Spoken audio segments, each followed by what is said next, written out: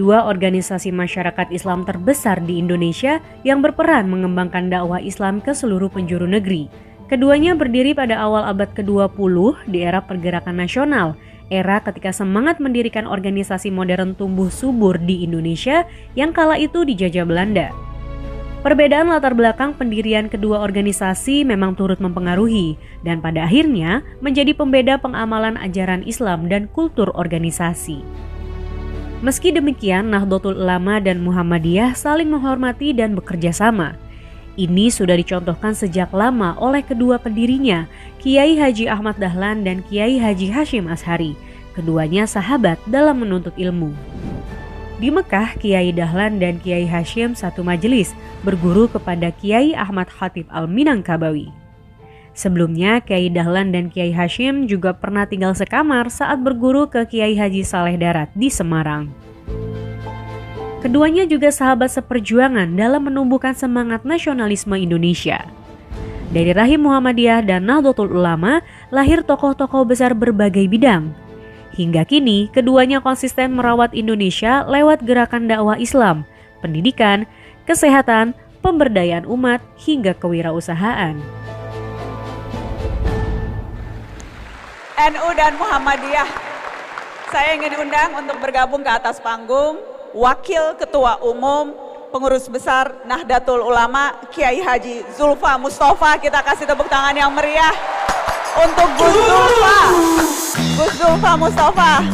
Ini dia, tepuk tangan sekali lagi untuk Gus Zulfa. Assalamualaikum Pak Kiai. Terima kasih. Assalamualaikum. Waalaikumsalam. Terima kasih sudah hadir ke Solo. Senang sekali. Sama dedek-dedek ramai banget. Mau disapa dulu, silakan monggo Pak Kiai. Assalamualaikum warahmatullahi wabarakatuh.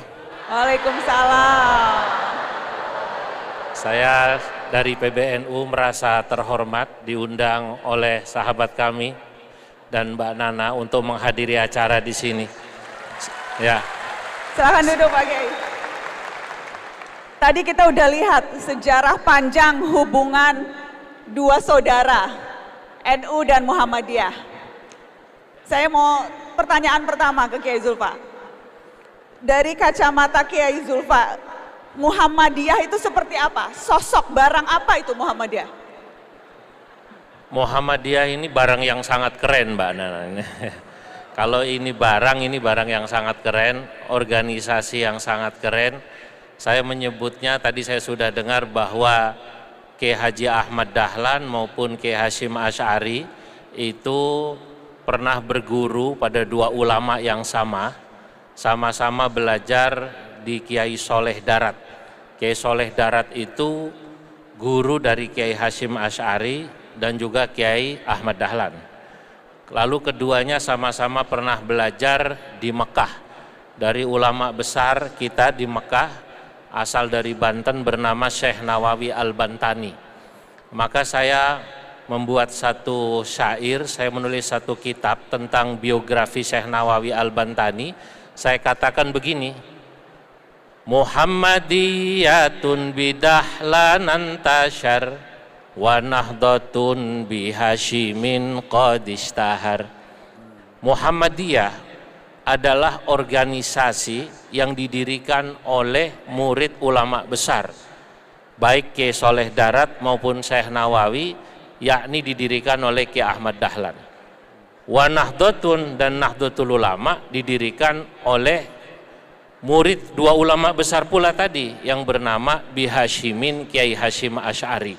Dua-dua organisasi ini menjadi organisasi terbesar di negara ini. Hanya Muhammadiyah didirikan lebih dulu, kita tahu 18 November 1912, baru kemudian Nahdlatul Ulama kurang lebih 14 tahun berikut. Maka bagi kami Muhammadiyah itu adalah saudara tua. Bagi Nahdlatul Ulama, Muhammadiyah adalah saudara tua. Ya. Saudara tua? Ya. Pak Mukti, NU? Kalau NU itu adik bongsor. Adik bongsor, jadi Ya, maksudnya karena usianya 14 tahun lebih muda, tapi anggotanya lebih banyak daripada Muhammadiyah. Jadi, saya kira termasuk mahasiswa UMS, ini mayoritas adalah dari NU. Karena itu ahlan wasalan ila Muhammadiyah gitu. Jadi saudara kandung, Ya. orang tua sama. Ya, Tapi kalau saudara itu iya saling sayang, tapi saudara tuh kadang suka saling iri kan ya biasanya ya. Enggak, soalnya gitu ya, walaupun sayang tapi kadang suka ada kesel-keselnya gitu loh kalau saudara. Ya pernah kesel-keselan gitu, Prof? Ya dalam teori psikologi itu namanya sibling rivalry. Jadi persaingan saudara sekandung, tapi supaya disayang, bukan saling membenci, bukan. Saling sayang. saling sayang. Iya. Kita saling support. Maka NU Ikhlas, kader-kadernya, anak-anaknya kuliah di kampus Muhammadiyah NU Ikhlas. Ikhlas. Iya.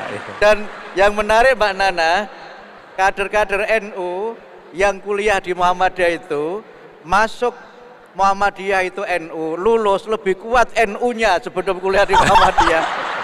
Tapi saya mau tanya, harus jujur-jujuran malam ini. Ya. Pak Kiai dulu, apa yang orang sering salah paham soal NU? Jadi kalau orang salah paham NU itu apa? Jadi bisa diluruskan sekalian. Ini mumpung yang nonton banyak, tolong luruskan pemahaman orang yang keliru soal Nahdlatul Ulama. Mungkin banyak orang yang salah paham tentang NU itu tentang amalan-amalan yang dilakukan oleh NU itu, terutama amalan yang beririsan dengan budaya.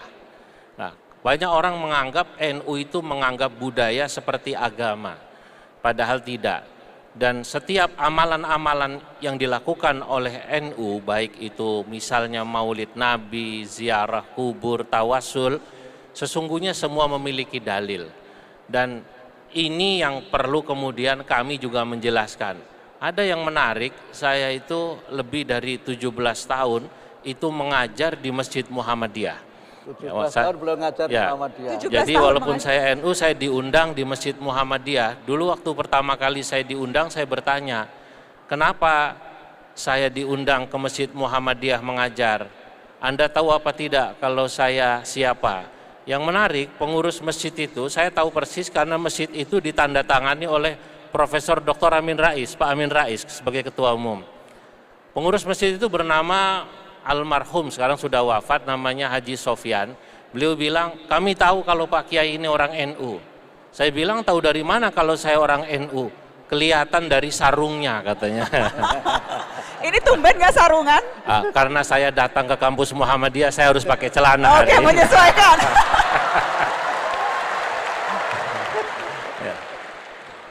Waktu itu saya tanya, kenapa Anda meminta saya sebagai orang NU mengajar di Masjid Muhammadiyah? Oh begini Pak Kiai, supaya warga Muhammadiyah, jamaah Muhammadiyah tidak salah faham terhadap Nahdlatul Ulama. Mereka jadi tahu tentang NU langsung dari kiainya, langsung dari ulamanya.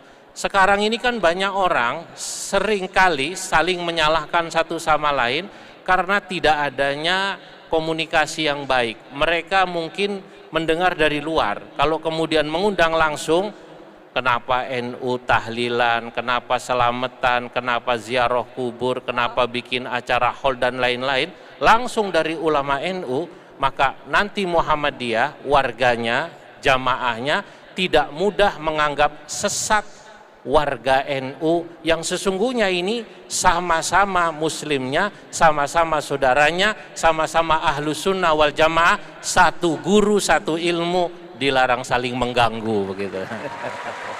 Luar biasa. Ke Prof Mukti, apa Prof? Orang tuh sering salah paham Muhammadiyah itu soal apa? Ya kadang-kadang misalnya orang membedakan NU dengan Muhammadiyah itu kunut atau tidak kunut. Gitu. Jadi kalau yang kunut itu NU, yang tidak kunut itu Muhammadiyah.